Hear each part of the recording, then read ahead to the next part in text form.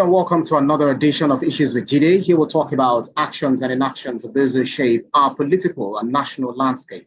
Now these impact us positively or otherwise. I'm Ibrahim Shita. Today on the show, Ijaw leaders declare war on Wike, tell President Tinubu to call him to order, dare him to impeach Fubara. In the course of the program, we take our questions, but first, subscribe to our YouTube channel and drop your questions in the comment section. It's important to mention that we can only read comments with human names and ones based on the subject matter. I have joining me via Zoom, the maestro himself, Babajide Kolari. Good to see you, BK. Yeah, good evening, Ibrahim. Good to do this with you today. And I say big thank you to our loyal fans for all their support. That's right. So let's get right into the matter. The Supreme Igbesu Assembly, known as the SEA, that's a revered traditional institution of the Ijaw people, has issued a stern warning that it will shock President Bola Ahmed Tinubu if Rivers State Governor Simla Fubara is impeached. And if you look at Ijaw leaders, they have a long-standing history of advocating for the rights and interests of their people in the Niger Delta region. How do you describe the current political tension between Governor Fubara and Nyesom Wike, especially after the Supreme Court's judgment and the outbursts that have come from both parties?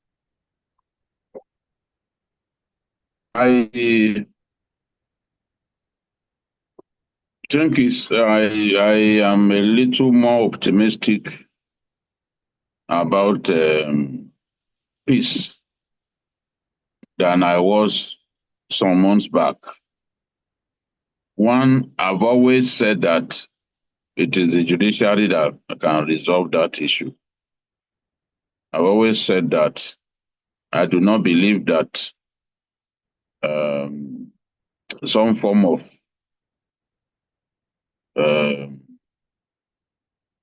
dialogue solve the problem. I believe that with both sides digging in at that time, that only the judicial pronouncement can clear that political fog that was hanging over Rivers State.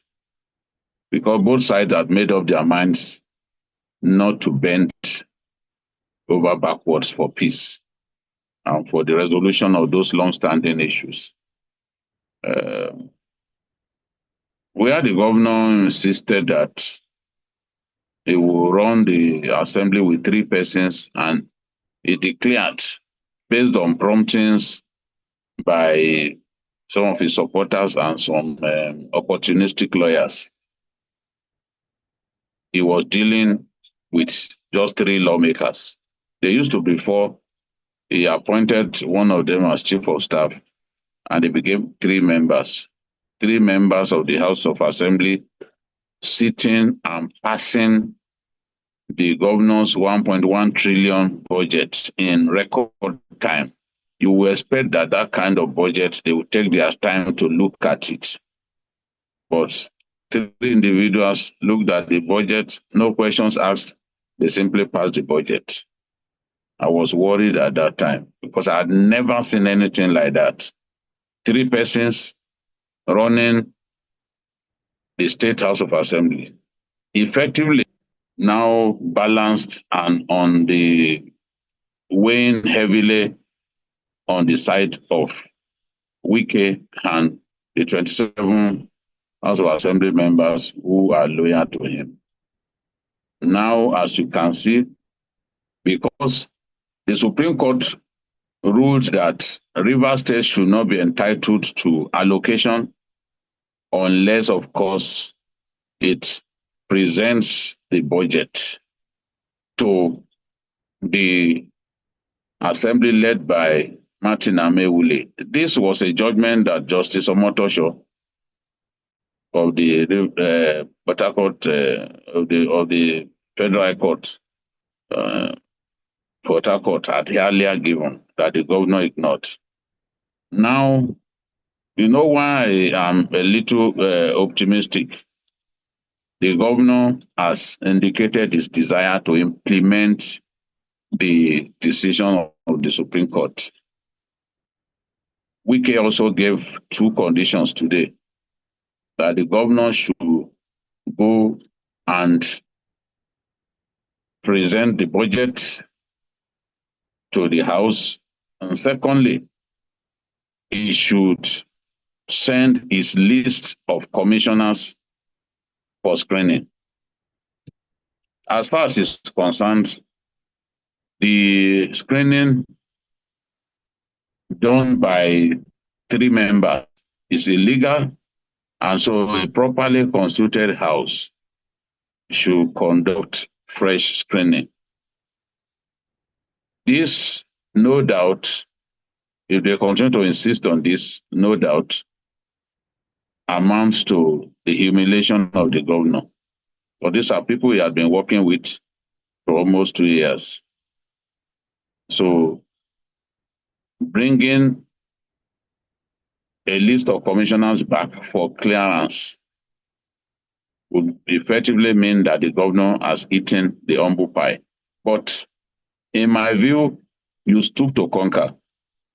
The governor is interested in peace. So if representing those commissioners for proper screening, since it wasn't a properly constituted House of Assembly that screened them in the first place, then of course the governor needs to go ahead, do it. Hopefully, once that is done, then some of these issues that we have with Rivers State will have been effectively cleared. But the politicking will continue. Wike is known for his outrageous and sometimes irresponsible remarks. There is no need for anyone to politicize or ethnicize what is going on in Rivers State. There are Ijaws who support the governor. There are Ijaws who will never support the governor. Some of the 27 lawmakers loyal to Nyesom Wike are actually Ijaws. Some of them are Ijaws. So it's not as if all Ijaws are on one side. So Wike has to be careful the kind of comments that he's making. Whatever he does, whatever he says, that will appear to disparage the Ijaws, make them look little amongst their peers in Rivers State, is something that stands condemned. No one should support the disparaging of an ethnic group by a minister of the Federal Republic. Some of the comments that Wike made, yes, he may have been angered by repeated threats that pipelines will be blown up and all that. But some of the comments that he made, including even his insults heaped on PANDEF leaders, should be condemned. And I agree with those who are saying that Mr. President needs to talk to his minister to stop making incendiary comments capable of heating up the politics. We are coming out of a big crisis, which the Supreme Court has helped us to resolve. The Supreme Court has said all 27 members are legal members of the House of Assembly. The Supreme Court has said that you can only be deemed a member of another party if you have his membership card and if your name appears on his register. The names of the 27 lawmakers loyal to Wike do not appear on the register of the APC. So they can't be said to have officially joined the party. As far as the Supreme Court is concerned, those were the two conditions precedent that the Supreme Court spoke about. Calling the Ijaws minority of the minority and saying that they are not the only people who can blow up pipelines and all that. Such remarks are not good enough. When Minister Wike is doing his media chat, he abuses people, he says things that somebody of his stature shouldn't be saying publicly. The Ijaws are a dominant ethnic group in Nigeria. Most likely the fourth biggest ethnic group in our country. They are in different states of our country, just like the chiefs. The chiefs are not limited to Benue. You will find the chiefs in Nasarawa. You will find the chiefs in Taraba. So the Ijaws are to be found in different states, even outside of the South. You have them in those states, you have them in Ondo State, which is not even a South state. Insulting them, insulting their leaders, insulting the traditional institution is not something that we want to see. For example, you called PANDEF the worst organization anybody can rely on. And the PANDEF leadership are telling Mr. President, who just had a meeting with them last week, that he needs to be spoken to, that they take strong restriction to him disrespecting eminent Nigerians and traditional rulers in PANDEF with his incendiary remarks. Today, the Ijaw women blocked the road to stop a reception in honor of Wike in Asaritoru local government area of Rivers State. Now, the same Wike who complained, who said that some people said Governor Fubara was not an Ijaw person. He is now giving people the impression that those who come from the Okpobo clan of Rivers State are not Ijaws. And he was saying, let nobody deceive you.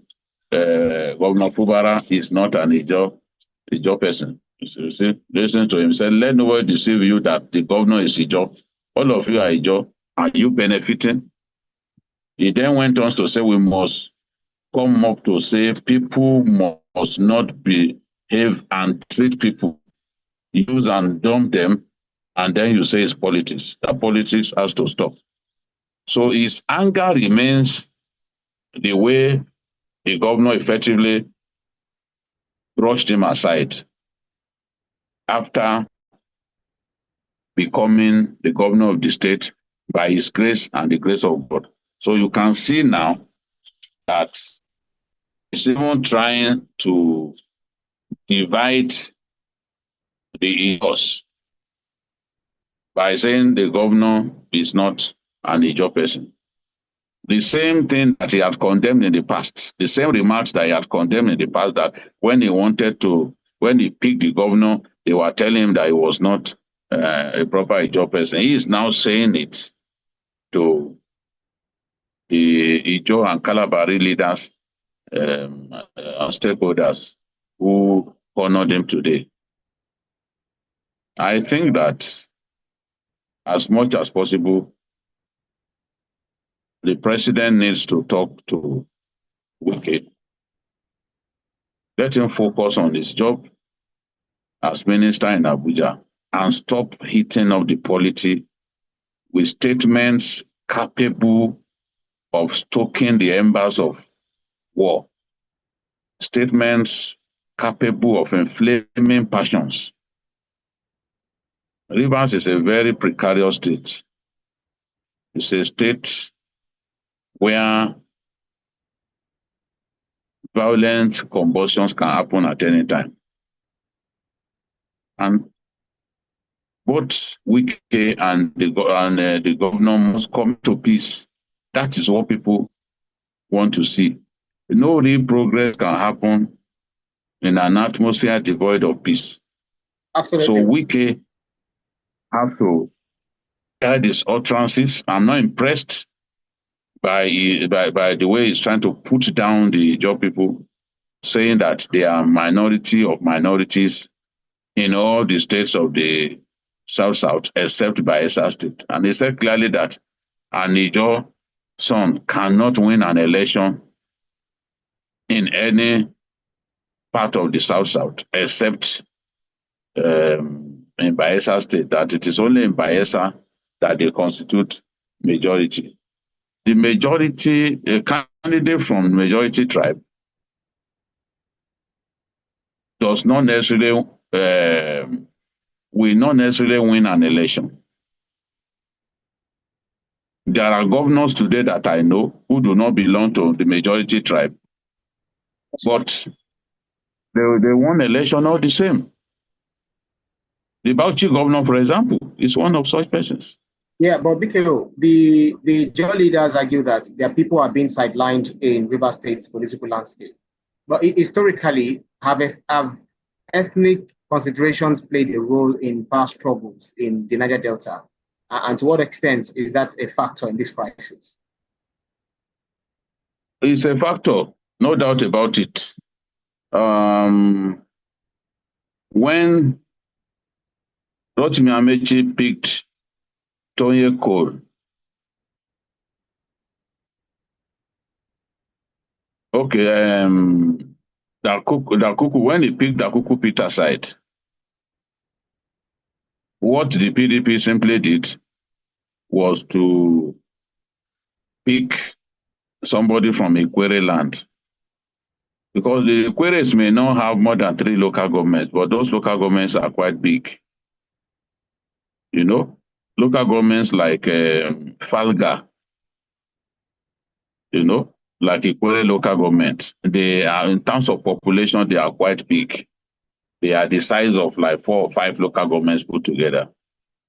It's just like in Kano.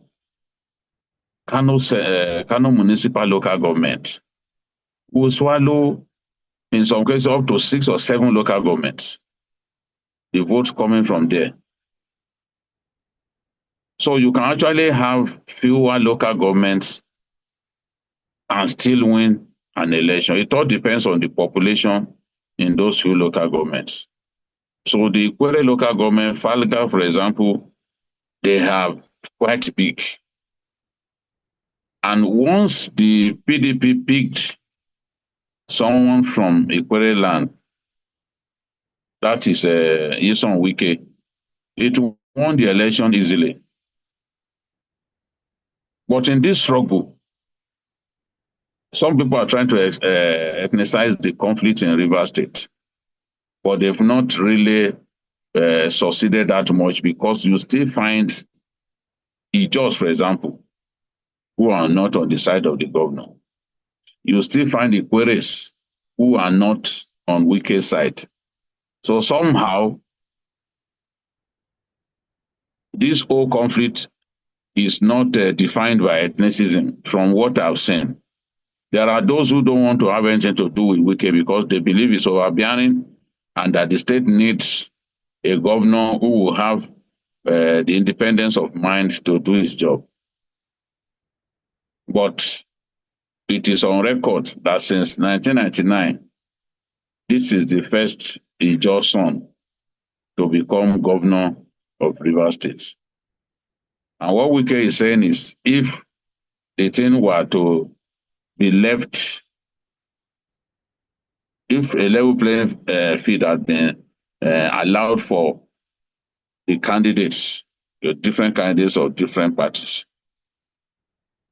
Governor Fubara would not have won because they belong to it belongs to one of the minority tribes. That is the point that is making. So, our politics, you cannot wish away ethnicity and religion from our politics. It's not, we have not reached that point. And people will always like to vote for somebody from their own ethnic group. So for so long, Rivers politics had been dominated by recent politics. Politics of Rivers State in recent times has been dominated by the Queries, the Odilis, the Yisan Wikes. You know, Yisan Wike had 2 terms. Odili had 2 terms. Amechi had 2 terms. They are all equations. They are all equations. But interesting stuff.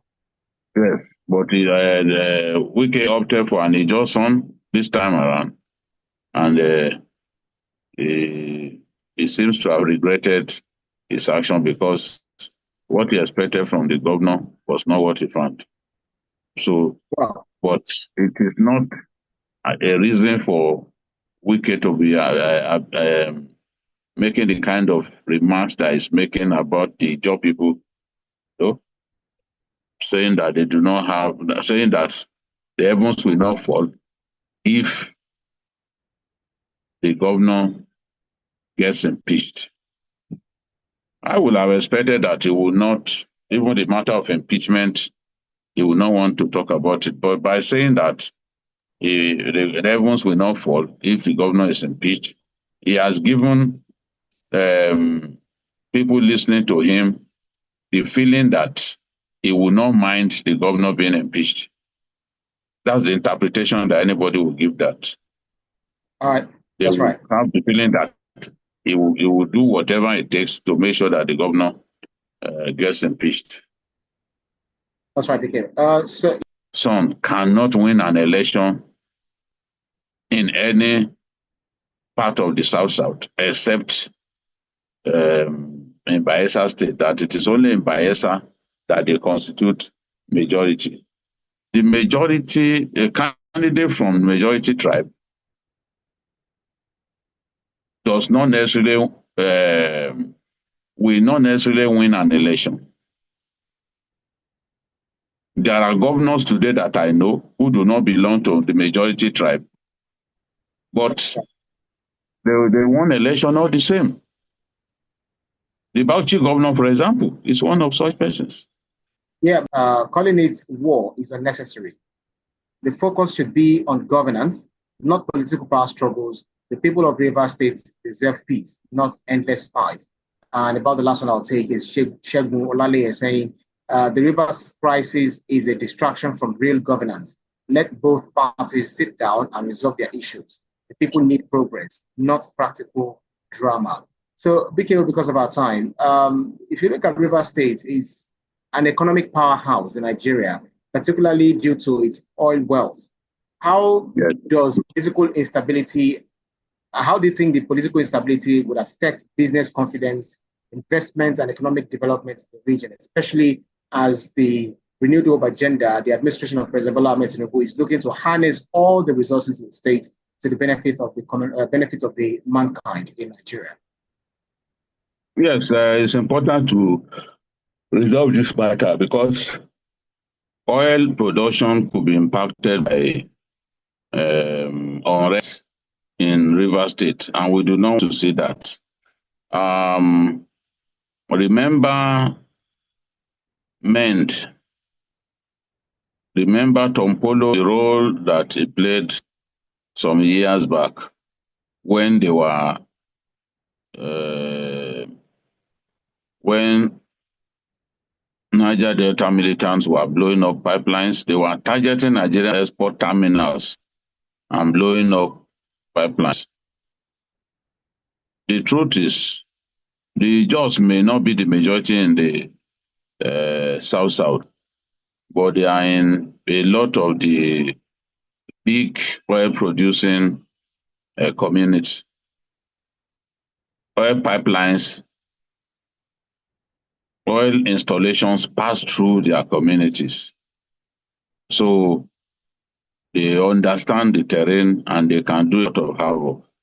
I remember that Nigeria had to engage them through the former Minister of Petroleum Resources, Ijaw, and the Vice President then, Oshibajo, before they stopped the sabotage of our um, oil pipelines and our export terminals. And once the matter was sorted out, oil output increased again. At this time when Mr. President is doing his best so that we earn more from oil, based on the fact that a lot of what should come to the government, what should accrue to the government, had already been lost to contract sales that have been done by the last administration. Nigeria will make more money if we ramp up oil production. And Mr. President has given the mandate to the Opus Odema-led committee that they must be able to produce 2.5 million barrels a day. You know, is looking at earning more foreign exchange through improved oil production. And this cannot happen if, for example, they start sabotaging oil installations and all that. So everyone wants peace because they know what could happen if our pipelines, our crude oil production infrastructure get breached, get sabotaged by angry Niger Delta youths, especially the Ijaws. So that's why we think that at this time, it's better for the two parties to come together. And I like the message from the governor when he said that I'm ready to work wholeheartedly for peace. So they are brothers, they need to see themselves as brothers and they need to find a way to come together and let this matter be buried once and for all. I expect that the House will come back from this adjournment, because the adjournment, when you adjourn Senate, it doesn't mean that in 48 hours you can't come back. The House of Assembly in Lagos adjourned Senate, but they came back under 1 week. So it doesn't mean that they cannot come back even the next day.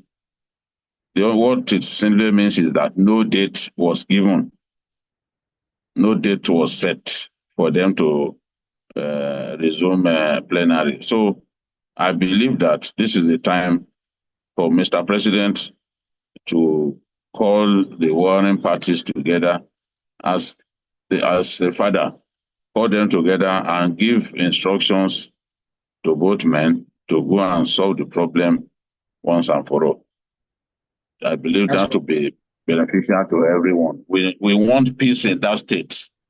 We want to see the House allow the governor to come and present his budget. And the governor also needs to assure them that he is going to pay their withheld allowances promptly. If I were the governor, for example, I would have even announced that the allowances that I had held, the entitlements of the lawmakers that I had denied them for more than close to 2 years, I am prepared to pay immediately. That would be a measure of goodwill, a sign of goodwill on his part. And then he can expect that that measure of goodwill will be reciprocated. But these are people who have been fighting one another and they are happy to fight one another and they don't trust another. So, but the judgment of the Supreme Court has to be implemented. So the Assembly should not stand in the way of the governor implementing the directive of the highest court in our land. So they should give him the time to come and represent the budget. I think that is the proper thing to do. That's right. So Bello says, at this rate, River State politics should have its own reality TV show titled Game of Thrones, Port Harcourt edition. Hilarious there. Ejiro Omagbemi says, meanwhile, the roads are still bad, salaries are unpaid, and people are suffering. But let's focus on impeachment battles instead. Priorities, right? I think this message has just been sarcastic here. Well, BKO, your final thoughts. That's our show for today's edition of Issues with JD. Special thanks to you, Babajide Falade Studio, for those insightful analyses, as always. Thank you, Brian. We hope for peace in River State, and hopefully peace is not far away. Thank you very much, BKO, and thank you so much, our audience, for keeping our company on every edition. You can see the program again anytime by subscribing to our YouTube channel at TVC News Nigeria. Click on the subscribe button to get the latest information. You can also follow us on our social media platforms at TVC News NG. I'm also at Ibrahim_Shita. On behalf of the rest of the team, I'm Ibrahim Shita. See you again next edition. Bye for now.